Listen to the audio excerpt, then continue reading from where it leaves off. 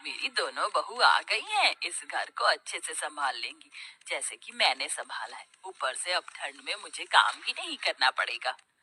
जैसा मैंने सोचा था उससे भी बहुत सुंदर है मेरा ससुराल। अपना ससुराल देखकर तो मुझे इतनी खुशी हो रही है कि बस क्या बताऊं। मेरी तो सारी ठंड भी भाग गई। यहाँ तो किसी चीज की कमी ही नहीं है। सच कहूँ तो बहुत सुंदर लग रहा है ससुराल। पहले तो मैंने बहुत गरीबी देखी है, लेकिन ससुराल में किसी चीज की कमी नहीं होगी क्योंकि सब बढ़िया है। दोनों बहू के चेहरे पर मुस्कान थी।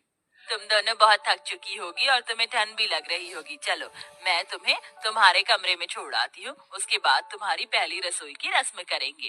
केसरी ऐसा कहकर अपनी दोनों बहू को उनके कमरे में लेकर जाती है, जहाँ दोनों बहू थोड़ी देर आराम करती हैं। कुछ ही देर में केसरी उनके पास आती है और उन्हें पहली रसोई की रस्म के लिए बुलाती है। तुम दोनों ने आराम तो कर ही लिया होगा, चलो पहली रसोई की रस्म भी कर लेते हैं। केसरी ऐसा कहने के बाद दोनों बहू को ठंड में रसोई में छोड़कर बाहर चली जाती है। थोड़ी ही देर में फिर से वो दोबारा आती है। मुझे माफ कर देना, मैं तो तुम्हें सामान निकाल कर देना ही भूल गई, अभी देती हूँ। केसरी रसोई में आकर एक कटोरी लेती है और उसमें 6 चम्मच चीनी डालती है, 2 गिलास दूध निकाल कर रख देती है और साथ में 2 कटोरी चावल निकाल के डोंगे में रख देती है।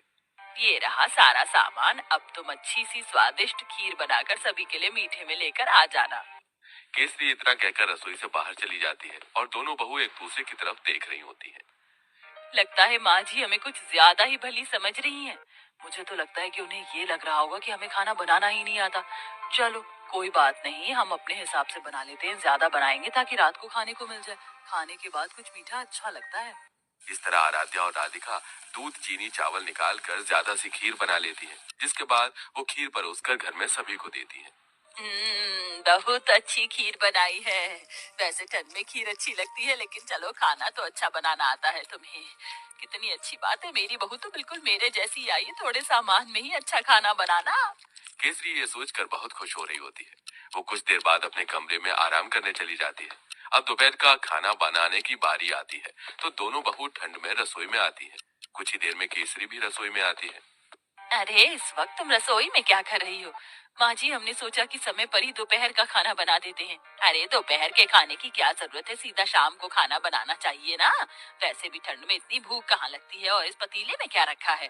केसरी तब पतीले को देखती है तो उसके अंदर खीर होती है। हे भगवान, इतनी सारी खीर! तुम दोनों ने इतनी सारी खीर कैसे बना दी, जबकि मैंने तुम्हें सिर्फ 2 कटोरी चावल दिए थे, 2 गिलास दूध दिया था। अरे माँ जी, हमने ज्यादा इसलिए बना ली थी ताकि हम रात तक आराम से खीर खाते रहें। हे भगवान, तुम्हारा पेट है कि कुआं? आज के बाद ऐसा बिल्कुल नहीं होना चाहिए। जितना मैं सामान दूंगी उतना ही बनेगा। ठंड में इतना खाना कोई नहीं खाता। लेकिन माँ जी, लेकिन वेकिन कुछ नहीं। इस घर को चलाना है या घर की बर्बादी करनी है? आज से ही अपने कान में आटा लगा लो, फिर ये गलती नहीं होनी चाहिए। राम राम राम, इतनी सारी खीर देखकर कहीं आज मुझे हार्ट अटैक ही ना आ जाए। ऐसा बोलते बोलते केसरी अपने कमरे में चली जाती है और दोनों बहू ठंड में कांपते हुए एक दूसरे को देखती रह जाती हैं। फिर आती है रात को खाना बनाने की बारी। तो रात को जब खाना बनाने दोनों बहू ठंड से कांपते हुए रसोई में जाती हैं, उनसे पहले वहां केसरी मौजूद होती है। उसने पहले ही सब कुछ गिनती करके निकाला होता है।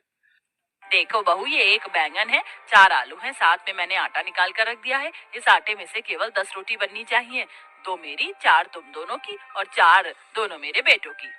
ऐसा कहकर केसरी रसोई में चली जाती है। इस तरह दोनों ही बहू कंजूस सास से बहुत ज्यादा परेशान हो जाती हैं।